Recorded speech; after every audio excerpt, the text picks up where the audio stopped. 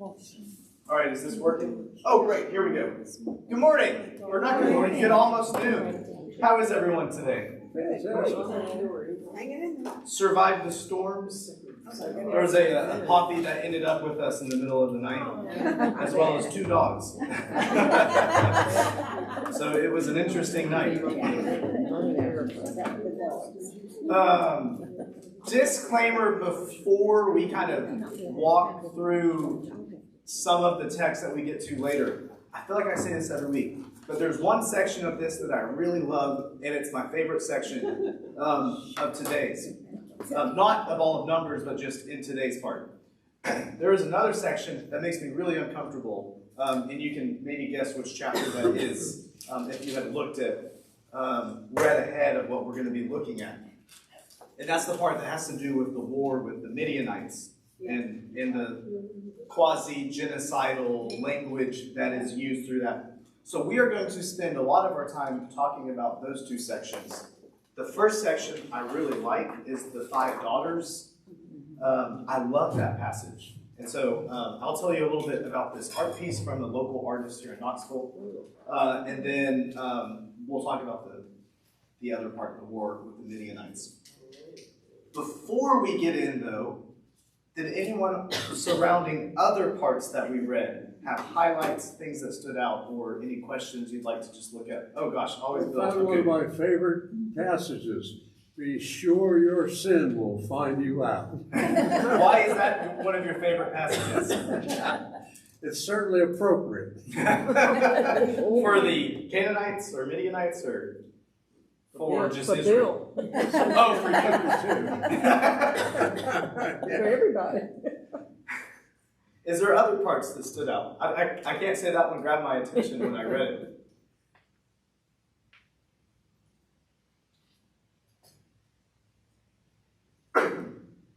The book is certainly named appropriately.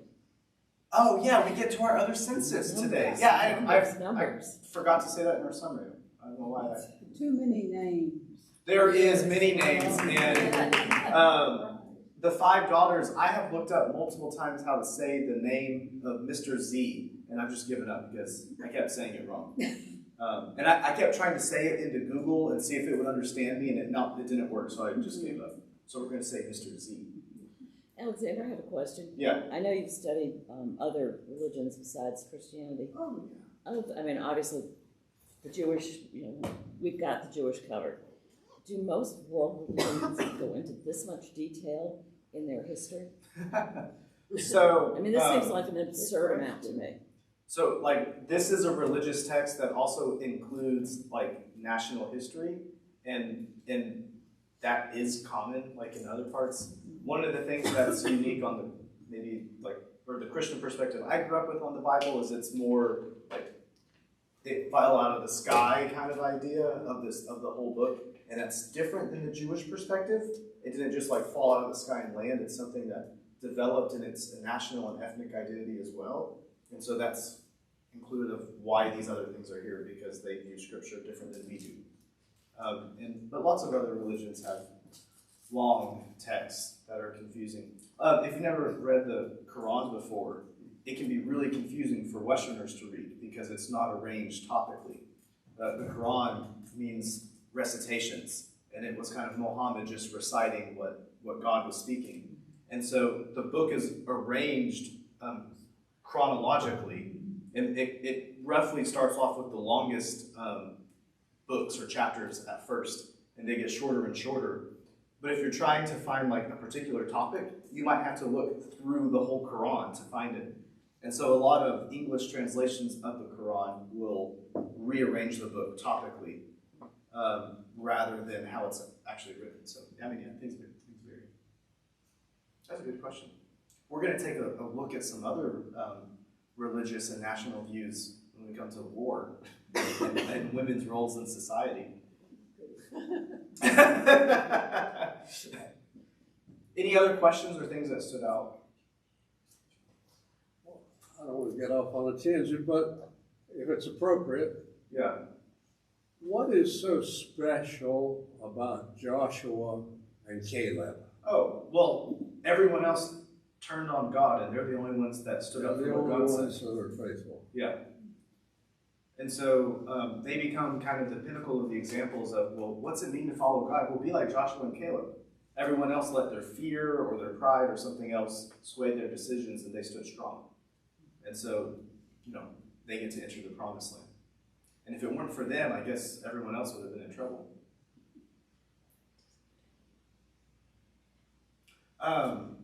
That's a good question. And we're going to see, it's funny too, is like there's Joshua and Caleb's kind of like an afterthought, I feel like, a lot of the time. Joshua's the pinnacle. Just a check back in for our schedule. So we're going to finish through May to wrap up Numbers. If nothing happens at the end of May, we'll do a special topic. And then we'll be off for June, coming back July 11th for Deuteronomy. So if you know anyone that really, really, really wants to read Deuteronomy, it's a good chance to invite them there in July. I think everyone already has our handout, but does anyone want another one of the Numbers handout? Cool, okay. Well, the Lord be with you. Also with you. Dear God, we thank you for these texts. We thank you that we're not the only people who wander, and we're not the only ones in rebellion. We pray as we read through your scriptures, we may be stretched, we may be pushed, and we grow to be a better people. Amen. Amen. As a reminder of where we are kind of in our wider look at the book of Numbers, we're in this third section where we are kind of outside and around Moab. And so we're almost done with the book.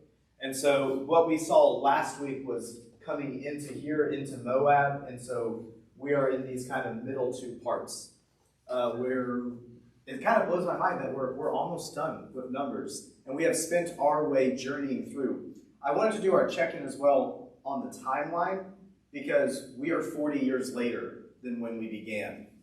And so if you kind of remember the timeline, the book of Exodus happens roughly in a month or so, or however long it takes. Leviticus happens 1 month after the Exodus. And then Numbers is 40 years. But most of it was there in the beginning, and then we kind of skipped ahead last week. We skipped a few decades and ran forward. And so we are about to enter the promised land, essentially. We're right on the outskirts. And we're going to see the promised land today. I had a friend that lived for a summer in Jordan, and he visited Mount Nebo, which is the mountain that Moses is up on top of, where he gets to see it. And he couldn't find a picture of him up on the mountain. But I know someone that's been there. We went there on the Israel trip. Oh, I didn't even think about asking y'all or Howard or anyone on that. Did you get a picture of Mount We did Nebo? not get a picture, but somebody I'm sure did. Yeah, I could have. I didn't even have that as a thought. Yeah, that would have. Okay. Oh man, if I had a time machine, I would have gone back. Yeah. Here we are in our map check-in, and so. Oh, I thought I changed the colors. Ignore this map. We're going to come back to this map. And I'm not going to go back over our summary of where we've been since the beginning, but if you want to go back and look at it in the slides, you can. I do want to look at where we were last week. So one of my favorite parts from last week was that law of the red heifer, and it's going to kind of come back into play today, and it's what do you do when you touch a dead body?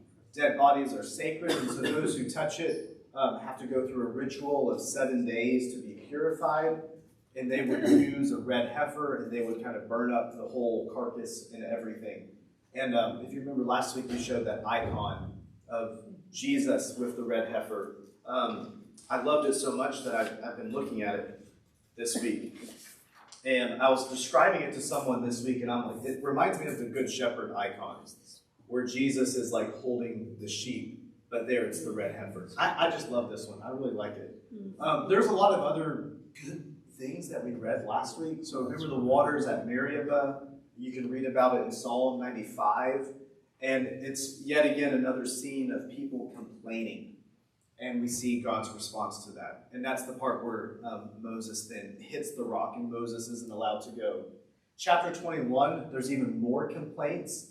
and God sends the plague of venomous vipers that eat everyone. And then they have to hold up the bronze serpent to kind of be rescued. And then where we kind of ended was with Balaam. Balaam was that prophet that the king Balak sends out. This week, Balak gets killed, and so we get to see his kind of end of his story.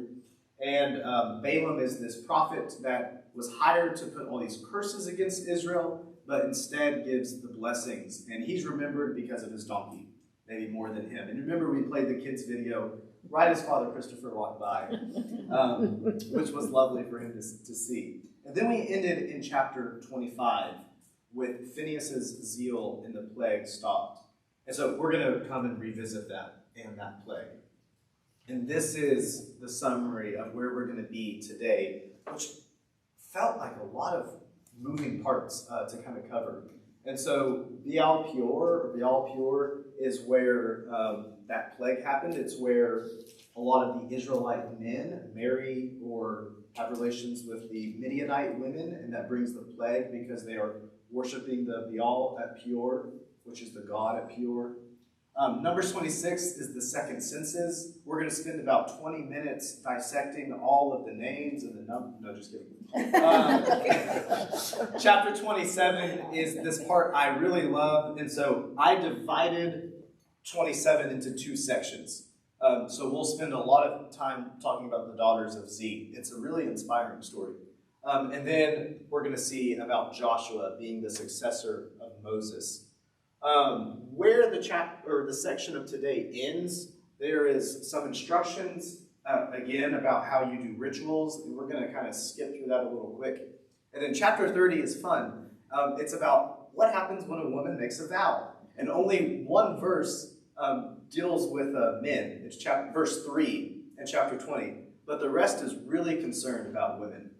And so you either get a lot of attention or people really want to control you. Not sure how you want to look at it. But then Numbers 31 is this part with the war of the Midianites. This chapter really, I had a lot of emotional trouble reading this chapter and analyzing it and trying to find the good in it.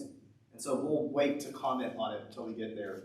And then chapter 32 is fun because it's just the map.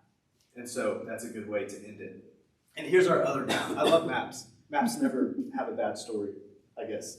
Remember, the yellow stars are where we've been. And so last week, we were red for a lot of these because we visited all these places. And then black is where we're going to end up today. And this is where we are. So this is where we ended last week, where they had that battle that Balaam was trying to curse everyone. And then we're going to come up here today. We're going to be on the outskirts of Moab. And if you don't recognize the Dead Sea and the River Jordan, this is Israel up here. And so this is Moab over here, which is where they're going to have all their fun. Okay, any questions on that? Yeah. Have you told us before about how many miles that journey is? Oh, shucks. Okay, so I know from, I think it's 700 miles from here to Babylon, Okay. but I can't remember it. I used to know that, but I don't know it right now. Is that by Okay, here's 75 miles. Somebody get a ruler. It looks like almost 300. But they There's a didn't- little scale down there. But they didn't go directly. No, but they went, of how long they traveled. Oh, no. Yeah, I'm not sure that. Curious. One of the other things that's kind of hard with that too is it's hard to piece together the map like chronologically just because a lot of the stories are so doubled and overlapped. Yeah. And you can even see it in the map where it splits. And so a lot of other maps will have alternative directions and places. And like some of the mountains, like we don't know this mountain, this is where Aaron dies. And so sometimes they come back this way and sometimes they come farther down this way. And so it can be a little more complicated to track through where they go. And a lot of the towns that they come, they're all renamed. And it will give like a Canaanite name or the old name, and then there's the new Hebrew name. And then even the Hebrew names have two versions because it's from the priestly source and non-priestly. Like Mount Sinai or Mount Horeb. That was a good question. Are y'all ready to dig in? Yes. Okay, chapter 25. So we're going to kind of quickly go through the first part. This is where all of the Midianite women both have relations and some end up marrying the Israelite men. And what's bad about that is that they end up worshiping the Baal. And remember, Baal is it's the word for God, at Peor. And so the result to this is that God commands through Moses that they kill all of the people that have engaged in relations together, both the Midianite women and the Israelite men. And so while this is happening and Moses is kind of dictating what to do, another Israelite man comes and they go into a marriage tent. And so Phinehas, who is this new priest, he's a grandson of Aaron, grabs a spear and while they're kind of in the act, spears through both of them. For some reason, this art piece has it going like, oh, it is. I thought that was his leg. Yeah, but he pierced through both of their abdomens and then they die. So that's where we ended last week, which was a weird place to end. But one of the points that we kind of came up from last week that I liked, kind of prompted by Bill's questions, is how our sin doesn't just affect us. And so there is, what you see here is this need to purify the sin out of the camp. And it's not just that they were with Midianites, it's that they were engaging in the Midianite worship and everything else. And that's how it ends. That's how the chapter ends. There was a plague, and it wasn't until they kill everyone that had engaged in this sin that the plague is stopped. But that plague and that sin had consequences kind of for the whole camp, for the whole community. Are there questions about that part before we look at the second half?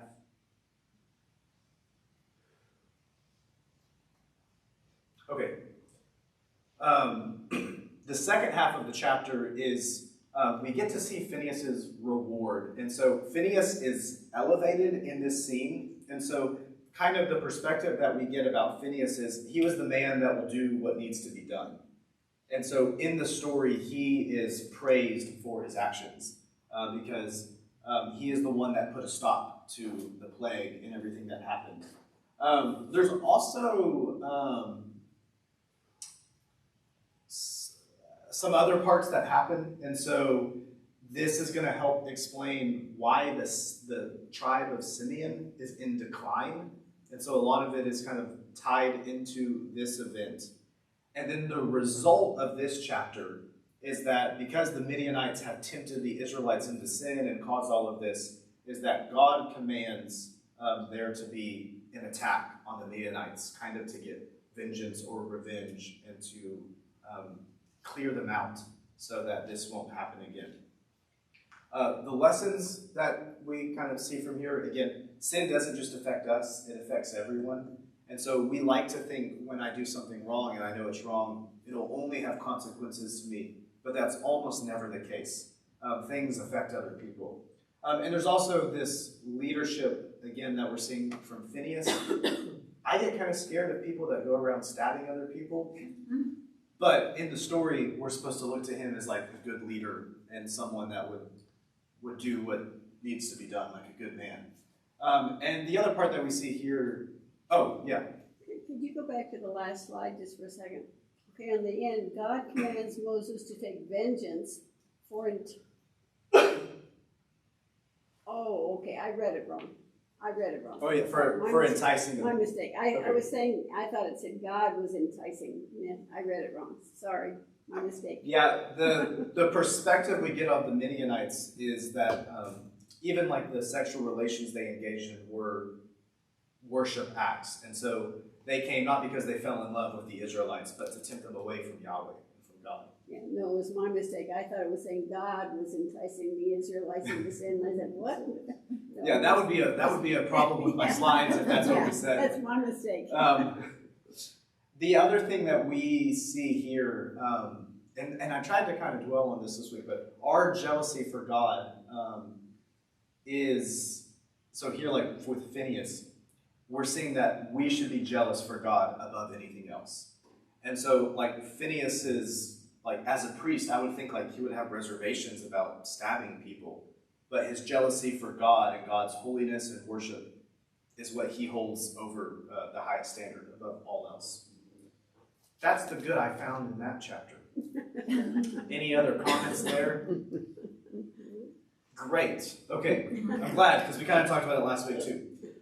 Chapter 26 is when we get into the second census. And so, as a reminder of where we were at the beginning of the book of Numbers, they did a first census. And that's where there was around 600,000 or 603,000 men of fighting age in the 12 tribes besides the Levites. And that whole generation has now died off. So everyone 18 and older is now dead. And so it's time for a second census. There's a different reason given for this census than the first one. The first one was given because they were ready to go to war. And so it was a war census. This census is given because they need to figure out how they're going to settle the land. And so they need to figure out how many people that there are so they know how to divvy up the land for who's going to live where. The way that they organize it is by tribes and then by clans. And so if you go through and read it and you're really interested in the different clans, you could. And it's all that are 20 and older, and again, those who can serve in the war. And then kind of the result of this chapter is that they're going to divide up the land proportional to the population. So it kind of gives everyone equality. Yeah, any questions about that part?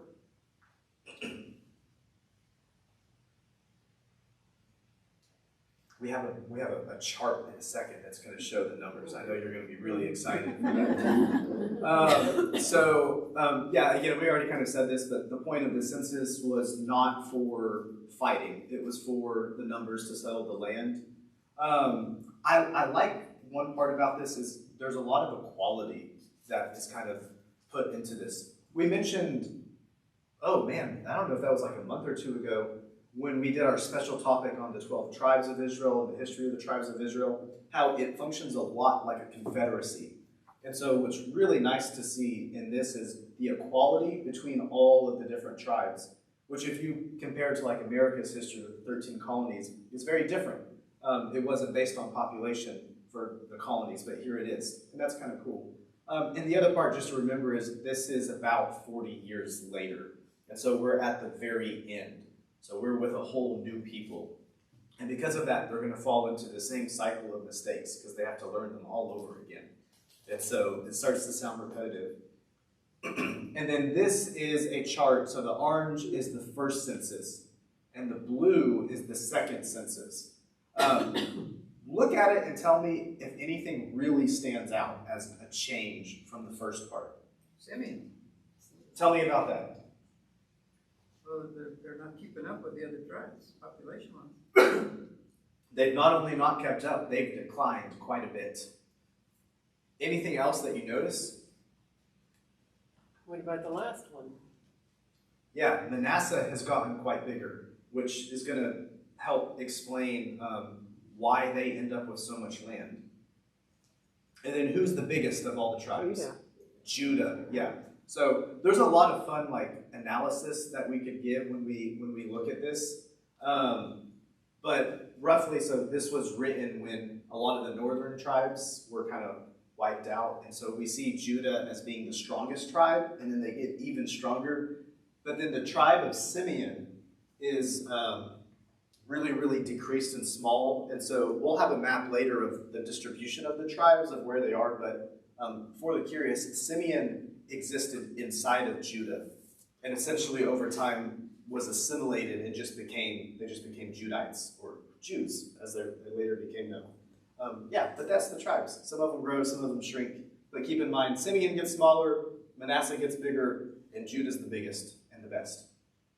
That's a good summary of chapter 26. Any questions there about those numbers? Well, do you know why they declined? Simeon, primarily they just get assimilated into Judah, but they were closed off land-wise, and so they didn't have, we'll show it in a second, but they inhabited a few cities inside of Judah's territory. A lot of scholars will look at it and say, so this is the order given of like the birthrights of the sons. Ephraim and Manasseh are the two sons of Joseph, but they were the most powerful at the time. Ephraim was. But then these were the firstborn sons, and so a lot of scholars will look at how that happened to explain the future history of why those other tribes weren't the most powerful if they were the firstborn sons. The rest of chapter 26, so God is going to provide guidelines on how to divide the land in Canaan. And they do it using a lot system. And so kind of again, like we said, those who have more people or the larger tribes are going to get more lands. And so this is all dependent on this census. Later in chapter 26, there's going to be a census of the Levites. And if you remember, like we said earlier, the Levites, so A, they don't have a land inheritance, but B, they don't fight in the war. And so they're given in a separate census. The only thing to note, or at least that stood out to me, so there is about 1,000 more Levites, so their numbers didn't change too much. And then the section talking about them, it ends with special attention on Amram, which for some reason was not a name that I remembered reading about, but that is the clan that Aaron, Moses, and Miriam all come through. And so a lot of attention is given to Amram and his descendants, and then it kind of zooms in and focuses on Aaron and Aaron's sons, and that's because the high priestly tribes are coming through Aaron. And so a lot of attention is given there. And then the chapter kind of ends with this conclusion, and it's a reminder of, hey, everyone else is dead, and this is a new generation. And that's kind of a good summary. And then it ends with a lesson of, they weren't allowed to enter the promised land because their disobedience connected with all of the spies and everything that happened. That, to me, is the parts that stood out in chapter 26. I'm curious if anything else stood out to you while reading a really in-depth census.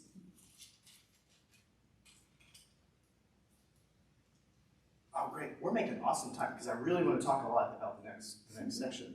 Any questions, though, here? Oh, sweet. Okay. Chapter 27 deals with the daughters of Z. And so I am going to pass around this really cool this picture, this icon. So this was done by the Reverend Lauren Pittman. And it was an interesting story how I found this picture. But while I was trying to figure out how to get the rights to use this picture, and I found where you could buy prints of it, but not where you could get like a digital file to use. I tried to find this Reverend Lauren, and so I found her on Facebook, and I tried to message her, and I never got a hold of her, and she hasn't used it for like 2 years, and I finally found she has another website now. She used to be on the board for this Sacred Art is the website that you can buy these like print art. And on her own little blog, I finally found her and got a hold of her. She lives here in Knoxville, just down the road. This was really cool. And so I still had to buy it, but she gave us permission to use it for this class. And so when I upload this online, I'm going to take out the picture. But we bought the rights for a one-day use. Really happy about that. But I really love this picture, and I love her commentary on this picture that we'll get to in just a second. But this first section of chapter 27 deals with the daughters of Z. And so part of the census that was given in the last chapter deals with keeping equality amongst the tribes. I think that would be a good way of describing it. And so there's very special detail given to how inheritance works between the clans. When I was in college, we had to write this paper. I guess we all got different topics, but the one that I got was dealing with the where they would trim the edges of the field. So like if you owned a field of land or you're growing crops, you would leave the edges. And it would give other people, like widows and orphans or immigrants, the opportunity to pick up the pieces that fell or also trim the edges. And you were giving up efficiency and produce, which was required, like under the law. so that other people had like a means to work for themselves, even if they couldn't. And then every 50 years, there was a Jubilee year in Israel, and it would reset the territorial boundaries. And so whatever clan or tribe that you were a part of or your family was, the lands would be reset. And it was like a great equalizing moment for the economy. I wrote this paper in college, and I was like, wow, the Israelites were socialist. And it kind of changed the perspective for how I read a lot of the Old Testament. And you see some of that here that has to do with these clans. It's about keeping the land equal. That's because in an ancient society where you're agrarian, the only way you can kind of access the economy is through land. Like they didn't go to college or have a business that they could inherit or something like that. They grew their food. And so one of the questions that pops up is, well, what do you do if a clan has no sons? And there's not a son to take on the clan name. And that's what happens with the daughters of Z. He is one that dies because of his own sin earlier in the book of Numbers. And so there's 5 sisters or 5 daughters, and they come up and they approach Moses and Eleazar and the other leaders, and they make this request that they receive the inheritance as daughters and as women, and that it doesn't get lost and kind of divvied off to another tribe. What I really love about this is God speaks up. And so, this is just so cool. God speaks up and says, they are right, is how it is in my translation. And so God affirms this request, and a new law is established that has to do with the inheritance of daughters and other women and everything. I love everything about this chapter. I want to read this commentary that Lauren has on this. It's kind of like a little sermonette, if you will, on this passage. See, she says, I imagine the daughters had to fill, they were in the tent of meeting. They were in the tabernacle. I imagine the daughters had to fill the entire tent in order to be heard. I imagine Mahlah and Noah and Hoglah and Milcah and Tirzah took the shape of the tent of meeting, a place where they were met by powerful men, a place of sacrifice and worship, not a place where a woman's voice was often heard. The text says the woman came forward. They stood, they spoke, they questioned, and they even demanded. Any one of those actions alone is difficult for the unseen and the unheard. All they wanted was to receive the inheritance of their father and to keep his name from fading. I'm sure the pain of their father's death was potent, but they needed to be recognized, valued, and seen as human beings in order to survive. The catalyst for this moment isn't only the women's strength. It also took a man in power to listen, to open his heart, to wrestle, and to offer his grasp over his patriarchal law to God. When Moses offered up his control and dared to consider a new way, God heard the voices of these women. They are right, God said. The old law was no longer suitable, so God made way for change. Though the laws were probably carved into stone, God showed us in this text that the law is living and breathing, adaptable and changing. This text invites us to come forward, to stand, to speak, to question, and to demand change when we experience injustice. When the powers in place don't budge, that is not the end of the story. When you personally aren't experiencing injustice, that does not mean you should bask in your comfort. For those whose voices are less valued, for those who go unseen, for those who have fought a long and continuing fight, we must breathe life into those old, tired, worn-out laws. In this image, the winds of change, the breath of God, surrounds the tent of meeting, and the voice of God descends on these women, hearing their cry. New life sprouts from the ground as the law is heard afresh. Yeah. So when God speaks, is it audible? Who hears that? Moses? What I love about this scene, and so they're there in the tent of meeting, it seems like everyone hears God speak. And it gives me goosebumps when I think about it. Because I imagine, so these are women that are in a vulnerable place. So they're unmarried, they have no one to speak for them in this society. So they go in like the powerful place, that's the scary place. You know, if you go in there, you're unclean, you die. And they advocate for themselves and speak out, and God reaches out. They are right. And it seems like that would be unusual. Like usually it's just Moses or just the elders, and it's like everyone hears. I love this. I have just fallen in love with this story this week. I've fallen in love with the picture, so there we go. How did it feel hearing that?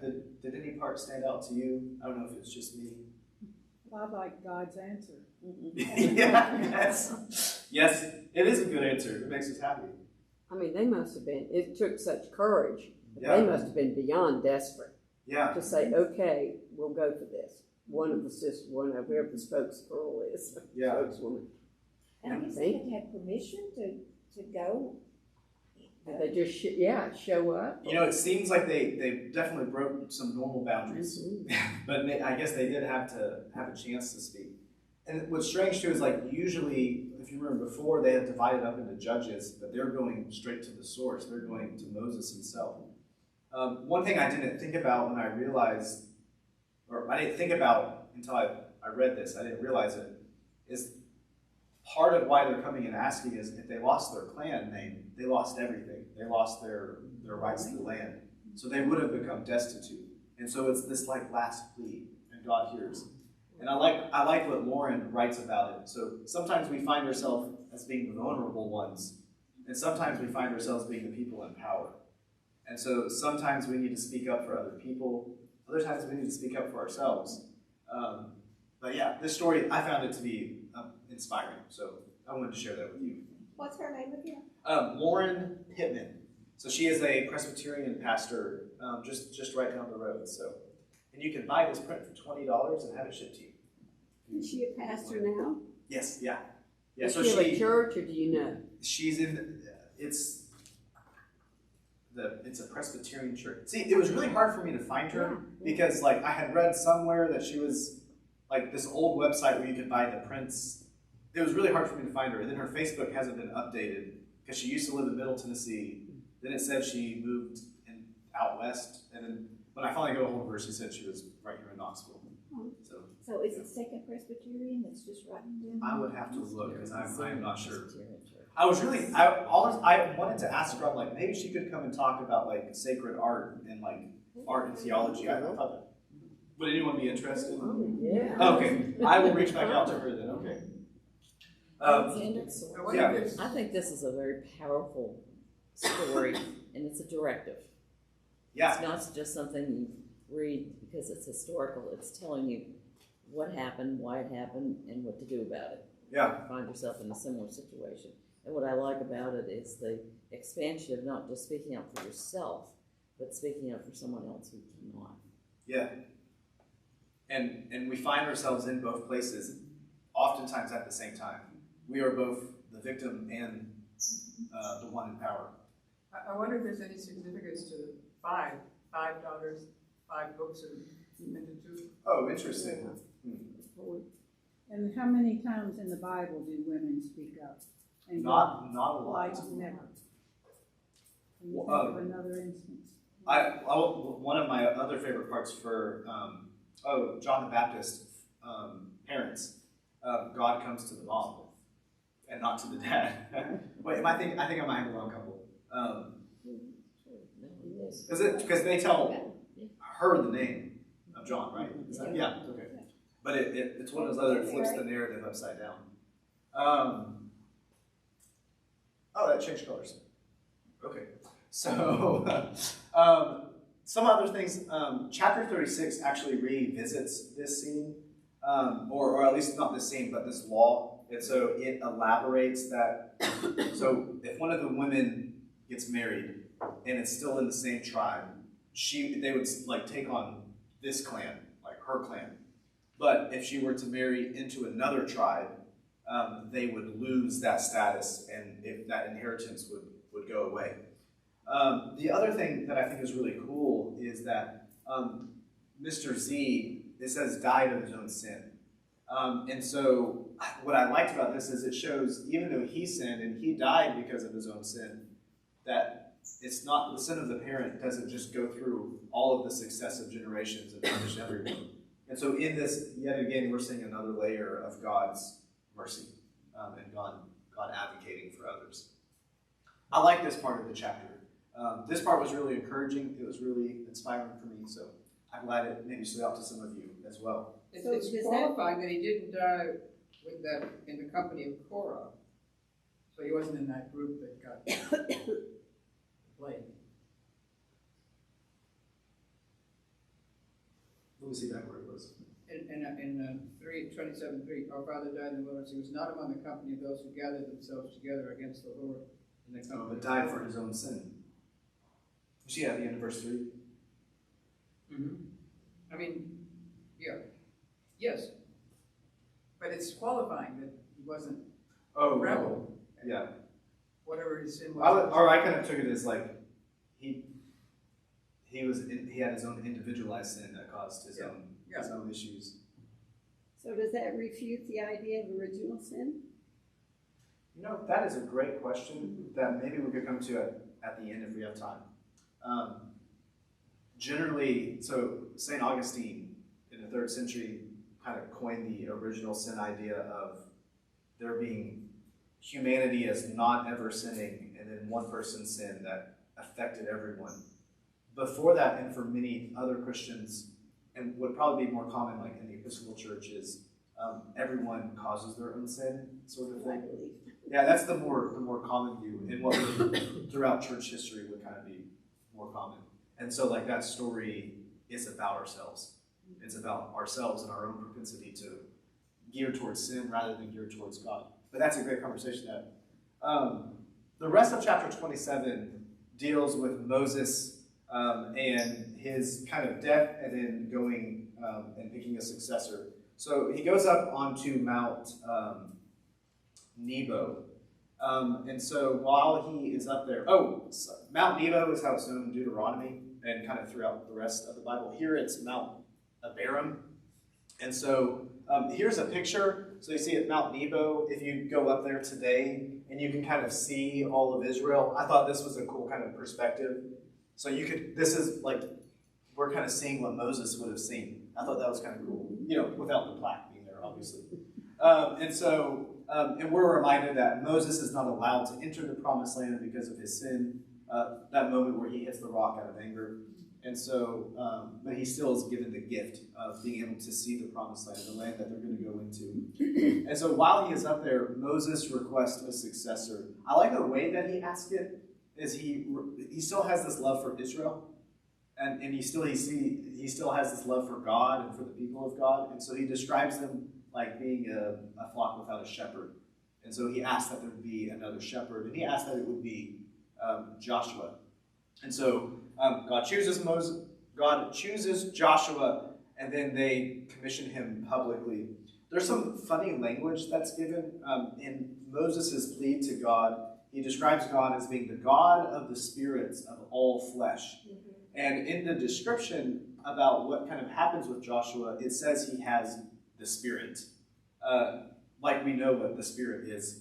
And so some of the commentary that I read says that this phrase, the Spirit, it's in Deuteronomy and it's in Joshua and some other passages, but it is a spirit of prophecy and of charisma.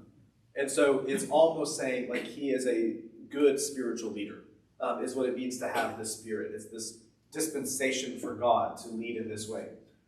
He is also described as being a shepherd and then a warrior. So he is not just a spiritual leader, he's also a military leader that's there to help them in this next stage of conquest and holy war and everything.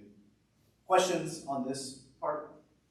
I was just gonna comment that he also was told to lay his hands on him, which is yeah. our tradition today as well.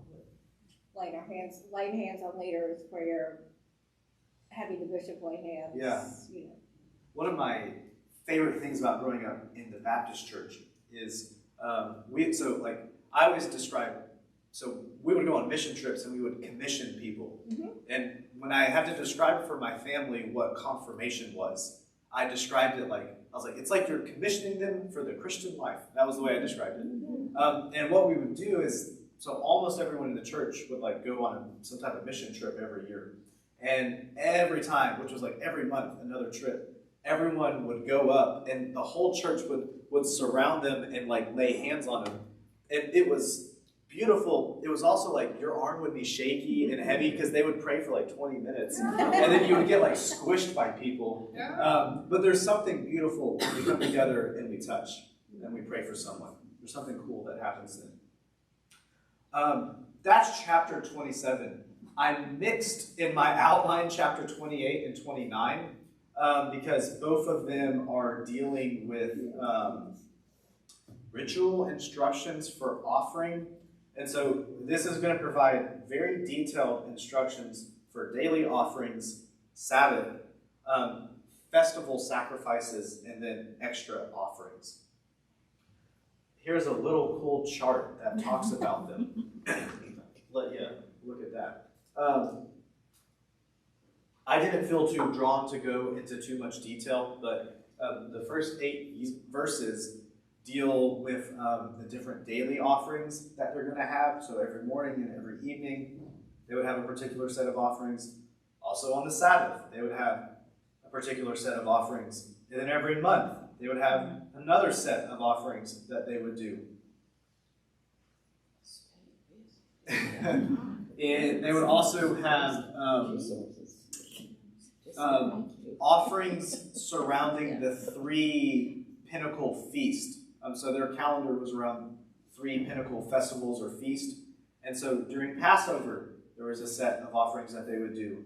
And it would be for 7 days. And there's also the Feast of Weeks, which is Pentecost, also had another set of offerings that they would do. And then chapter 29 had to do with some more feast and offerings that they would also do. And so this one's kind of cool because they had a trumpet this time, and every day they would blow the trumpet, and it would get less and less and less. It made me think about Jericho in a lot of ways with this part. And they would also have offerings for the Day of Atonement, and so there's more information about that. And there was offerings for the Feast of Tabernacle. If you want to read about it in more detail, I'll include the 2 charts and the descriptions of all of the offerings, but does anyone have questions on those? So each person or each family? I mean, I think as a society would kind of do these. Yeah. Lots of offerings and sacrifices. This is also all things we've seen before. So it's kind of repetitive. It's preparation for as they enter the land. The only difference that's given in this set is that the descriptions given for what offerings that they make is dependent on them going through the land.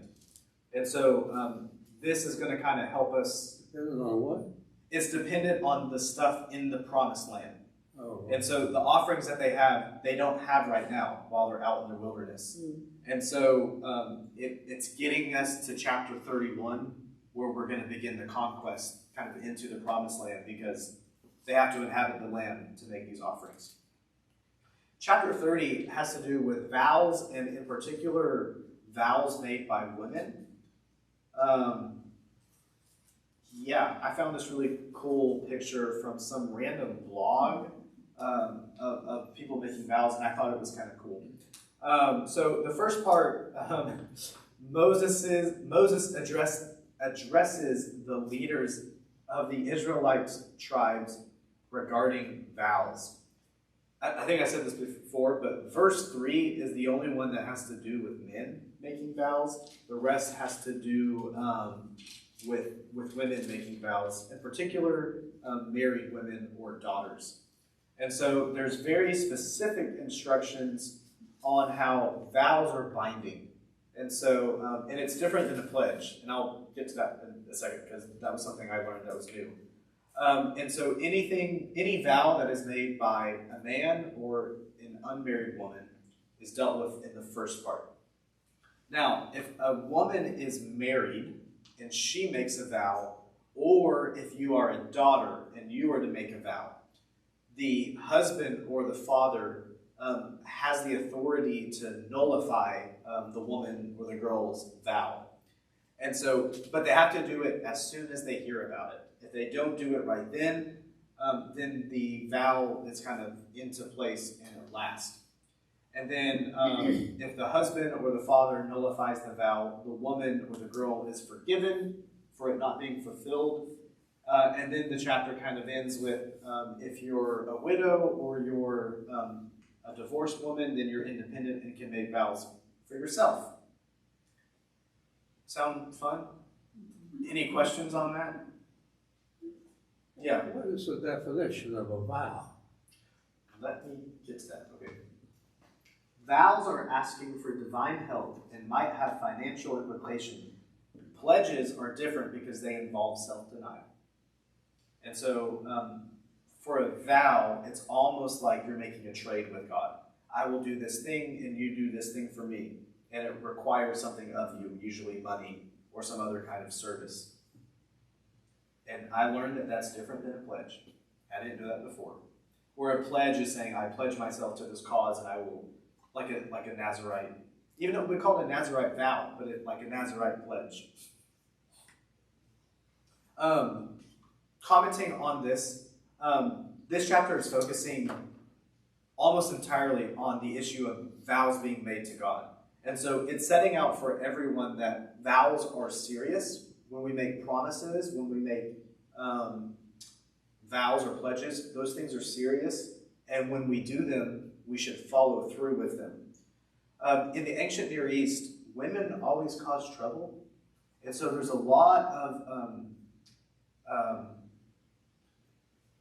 concern given for what you do with women in society.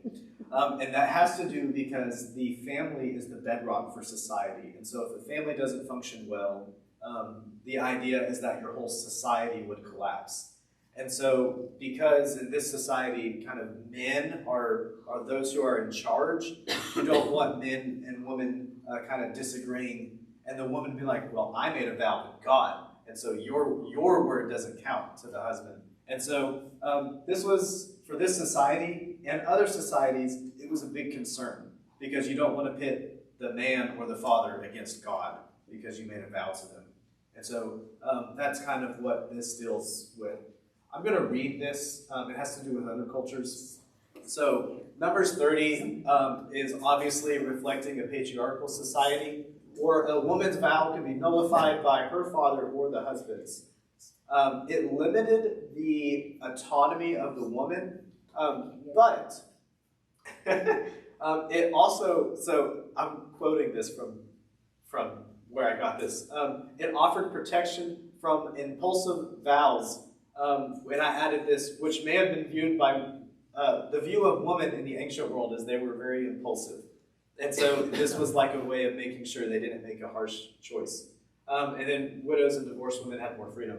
So in Babylon, so the Code of Hammurabi, women had more independence for making vows than they do like in Israelite society, especially if they were involved in any different business contracts and such. Although sometimes their vows could still be called into question by their family. And then I couldn't find any sources for Canaanite women in society and vows. And a lot of the reasons I was told why I couldn't find this information is because the only sources we have for women in society, in Canaanite society, is from Israel, and they say they were too biased. So I could not find any clear conclusions. And I spent like 2 hours making this slide. So Saber was laughing at me yesterday. Any questions there about, I feel like an expert on women and vows. Okay, here's what my takeaway from this. Is your yes, yes, and your no, no. I think back to the Sermon on the Mount where Jesus says, let your yes be yes and your no be no. And my other question is, what vows do we have to God or to others? And then maybe take a time of reflection. What are those promises or commitments that I have? And think about them. Are they good for me? Are they good for others? And do I follow them? That was my takeaway. Any other questions, comments? Strange insights?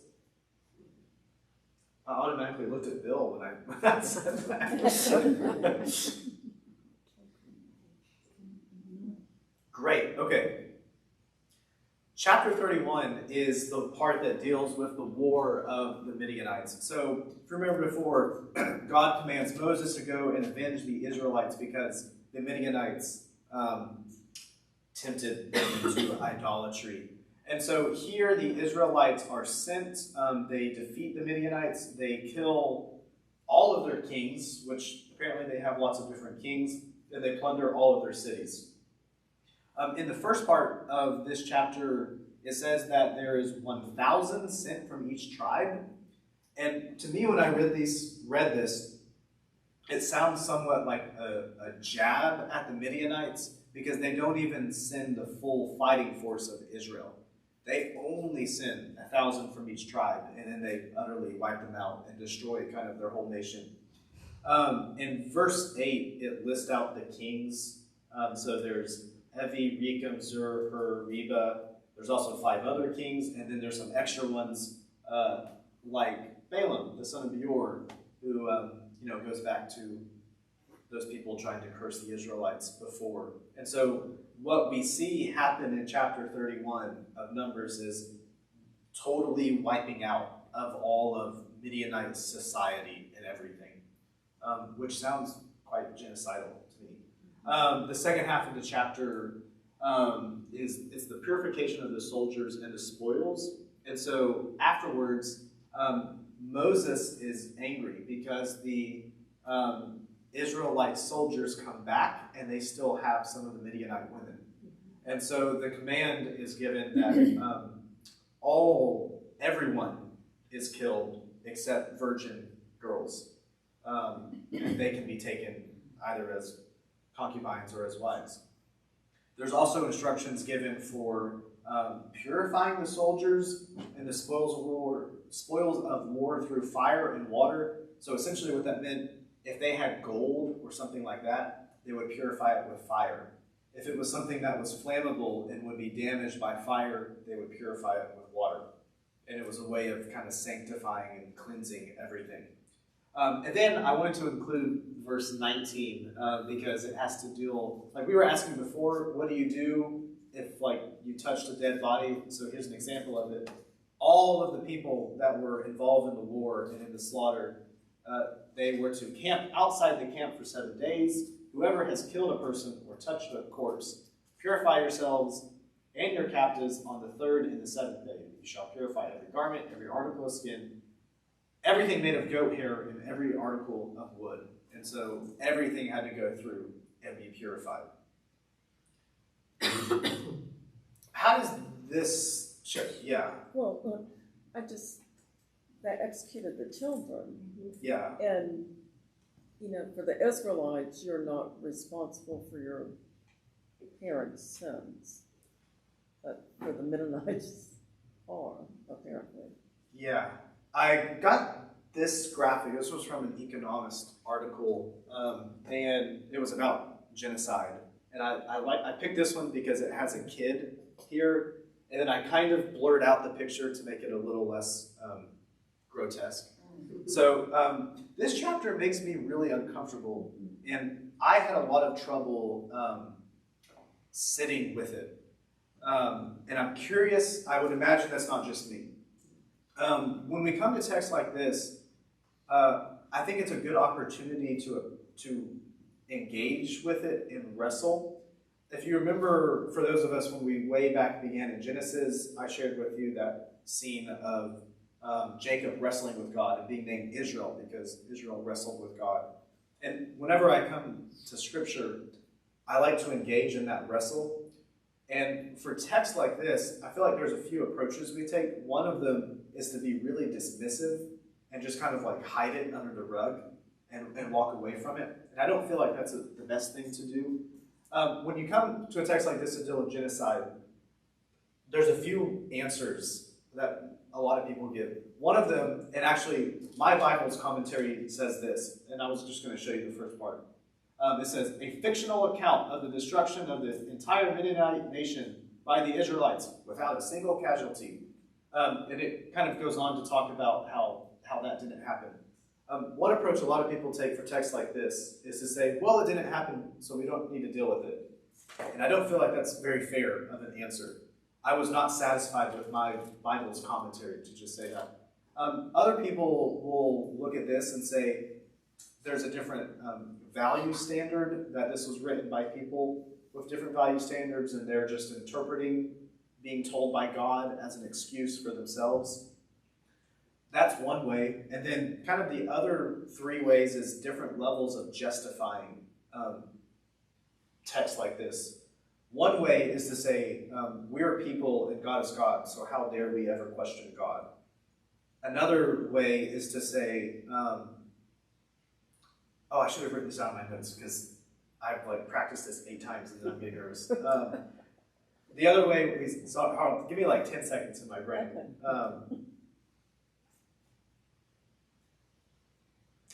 Is to say the Midianites are some type of evil, that they had to be wiped out because they deserved it for some reason.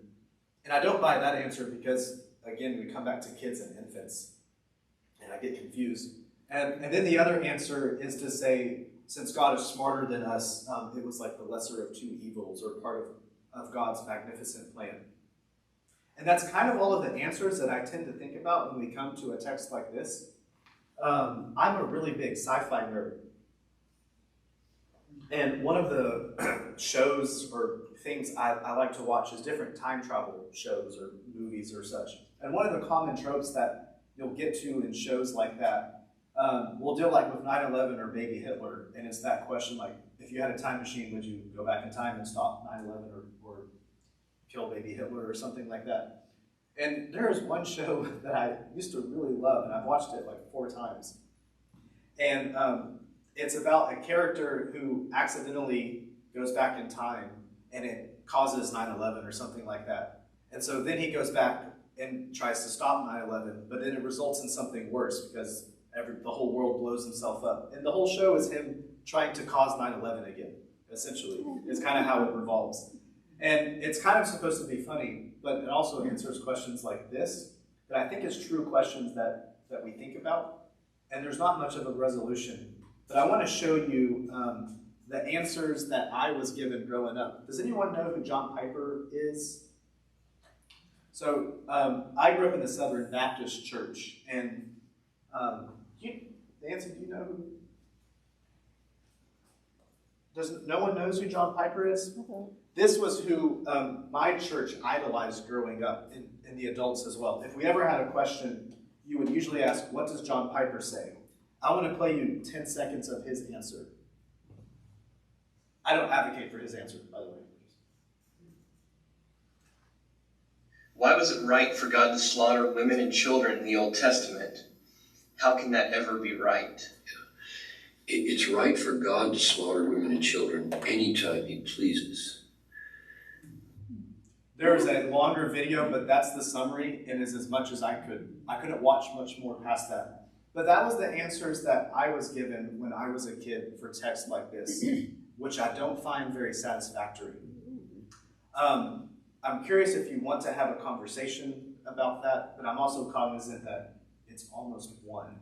And I have another video that I was going to play, but I think I might just send it and play the first minute. But I want to see if y'all would like to talk about this. It's just really hard to understand. It is, There is no yeah. understanding for me. Exactly. Yeah. I don't think just because it was in the Old Testament that they knew for sure that that's what God meant. So I don't believe it. Who is this guy? I mean, what is his Oh, That title? was just kind of a cop-out answer. It was he doesn't cop out. He jumps straight into people are like ants, and so why would you question a gardener stepping on an anthill? He was essentially the head of the Southern Baptist Convention. He was in the Southern Baptist Church. He was in the Reformed Baptist camp and was the head of that. And so his whole ministry is called Desiring God, and Called what? Desiring God is his ministry. So he was just one of the most popular Baptist book writers and preachers and everything. So he's all about fire and brimstone, the way we... Very much so, yeah. I remember I had this conversation with my grandfather when I was younger, and when I read this story, it reminded me of this time that I had kind of sealed in my brain, where I think my grandfather was watching Fox News or something, and it was in the Iraq War, and he was like, "Why don't we just blow up the Middle East and nuke them or something?" Which is probably what they were talking about on the news channel. And it was the first time I ever stood up to my grandfather. I'm like, "You want to blow up kids and women and other people?" And I was just flabbergasted. And it was the only time in my life that he ever apologized. Ever in my life. And so, like, this chapter for me just reminded me, people still think quite a lot like this today, where we look at other societies and we say, "You're bad, therefore you don't belong, or you shouldn't exist." This is another video that I'm going to play just the first minute so you get a glimpse of it.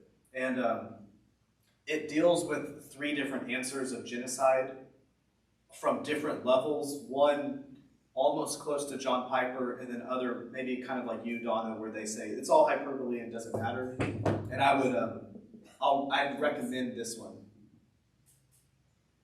Someone says, if God is so good, how could he command genocide in the Old Testament? What would you say? In Old Testament passages such as Deuteronomy 7, God commands the Israelites not only to drive out the people who lived in the land of Canaan, known as the Canaanites, but also to take over their land and destroy them all. If God is so good, how could he command his people to do such a thing? The next time you're in a conversation and that question comes up, here are 3 things to remember. I'm just going to read the little answers so that you have them, and then I'll encourage you to watch them.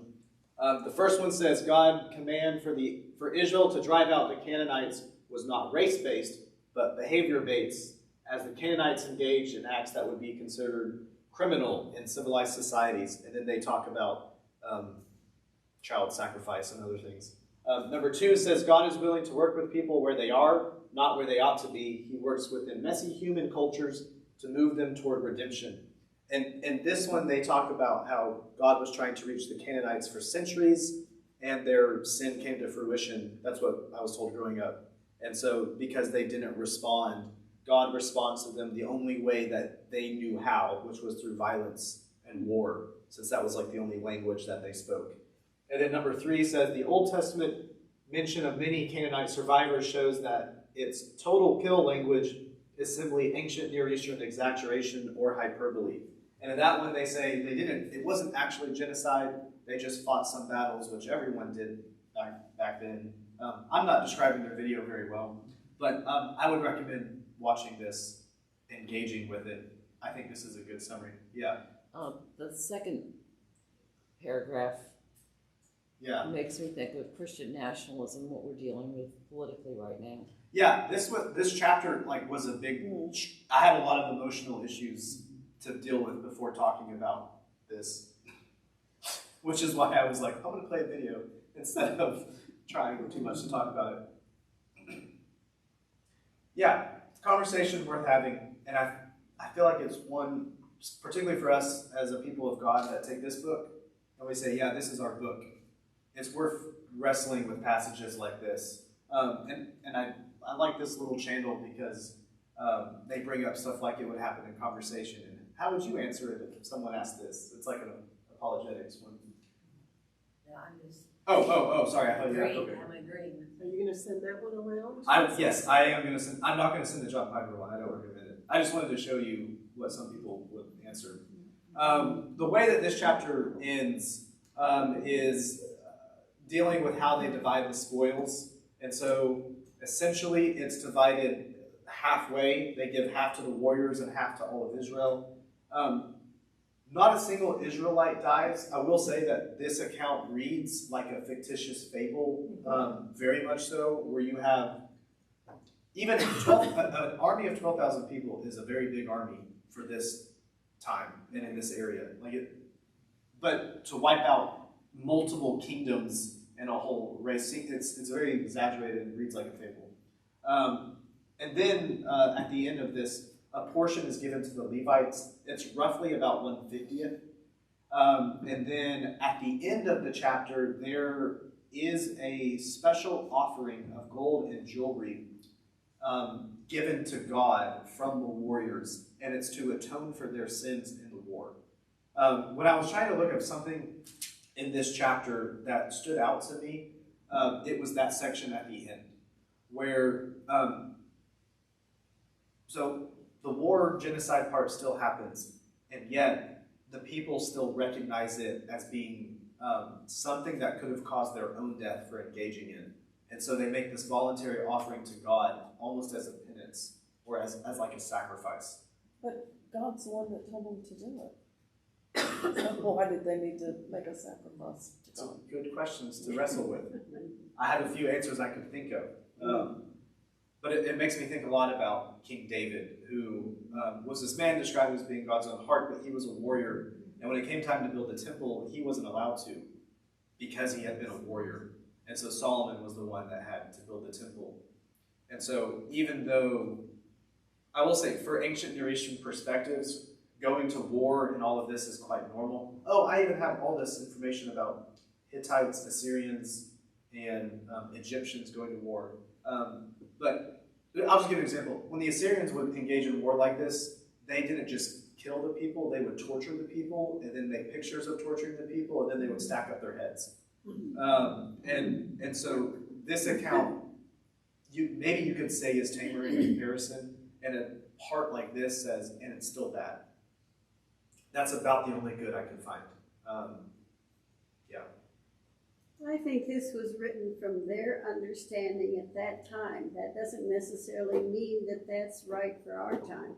I mean, maybe they were fine with it at their time, but I don't think you can just transplant their values to our values today. That's more of a perspective that makes me feel comfortable. It's still something to wrestle with. Maybe we should have a topic one day talking about hard texts like this. We could do that for our special topic. Question, we are after 1. Would you like to wait and finish chapter 32? Or do you want to finish it? Let's finish it now. You want to finish it? Okay. Chapter 32 deals with the conquest and then primarily the division of the Transjordan. Transjordan, if you're not familiar with the term, so there's the Jordan River, there's the Mediterranean Sea. This is Israel. Transjordan is the Israel over here. And we call it Transjordan because they were very much separate. So here's a picture. Here's the Jordan River. Part of Israel ends up over here, and they weren't supposed to be there. So this wasn't part of the God-given boundaries at first. They were in this part. And so we're going to read about how they ended up over here. And that ends up causing a lot of problems for Israel later in their history, which we'll get to when we get there. And so Reuben and Gad request land east of the Jordan. They, in the text, so Gad and Reuben have all these wide herds of livestock and everything. And remember, Moab is all through here, so they've come through and conquered all of this land. And they're looking around, they say, hey, this land would be really good for our sheep to eat. Why are we just going to leave it? And so they petition Moses that they can stay there. At first, Moses is angry. The accusation is, you're just going to leave all of Israel to go to this land that God ordained for us to go and just hang out over here. And so he ends up accusing them of being like the ancestors were with the spies. This is a map of some of the parts. So here's Simeon inside of Judah, but you have Reuben and Gad. And then at the end of this chapter, half of Manasseh is going to end up here. I don't know why that is. There's not a reason. They just kind of end up there. No commentary really has answers as to why. I liked this map here because it has all the individual cities that get mentioned and everything. I got that from my NRSV Bible. In the rest of the chapter, I feel like it's kind of like a kid whining is the perspective that you get. Reuben and Gad say, oh, well, we didn't mean we're not going to join the rest of Israel. We're going to still go with them and fight, but they are going to leave behind their kids, and they're going to get the cities fortified and leave their livestock. but then they're going to go with the rest of Israel and join them. And then they throw in that they're going to serve as the vanguard, or they are the ones that are going to go in the front. It's almost like they're the Marines. They're going to go on the front lines. And so you see they are getting a great benefit. They're already getting to establish their lands, but then they put themselves in the most vulnerable spot after they go into the land and fight. Moses agrees, and then somehow Manasseh ends up in there. And so we see this get finalized. Eleazar, the high priest, is going to instruct Joshua to grant them the lands, and so they do that. Again, somehow Manasseh ends up in there. But they go and they build and fortify all of their cities. And if you really want to, you can go and read the list of all the names and everything, but I don't think we care. This is what stood out to me in this chapter. It shows the importance of both working together, but also we can pursue our individual desires or needs with mutually beneficial outcomes. I like that part about this. So Gad and Reuben could have just stayed there and said, bye, we have all this land. But they didn't do that. And they didn't just say, we're going to stay here and we'll go and fight with the rest of you. They said, we'll go on the front lines because we're getting a benefit, and so we'll give you a benefit too. I liked that. That was something that was meaningful to me when I read about this. We can still pursue what we need, but also what we need. And there's ways that we can do that. And so I like that. That's chapter 32. I'm glad we didn't just end on 31, because it gives us maybe something a little bit more positive to look at. We are coming to the end of our chapters, so we've only got this little section left down here, which is about how Israel is going to travel. And so for next week, we are going to look at chapters 33 through 36. Perhaps we could revisit and talk about, I think we'll have extra time at the end, we could talk a little bit more about some of the harder text of Scripture and how do we sit with them. It might just be my upbringing, but I feel like bearing the name Christian when I go around, I have to defend the parts that are in here, or at least have an answer for them. And so my encouragement for you is to not hide it under the bucket. Maybe don't say God can just kill anyone and kids, but still deal with it and still wrestle with it. So the Lord be with you. God, we thank you that we know you as a God of love. We thank you for this church, for a place that reminds us of your love. We pray that we would be like Reuben and like Gad, who pursue what we need, but also what we need. Amen. Amen. Thank Thanks, you. Alexander.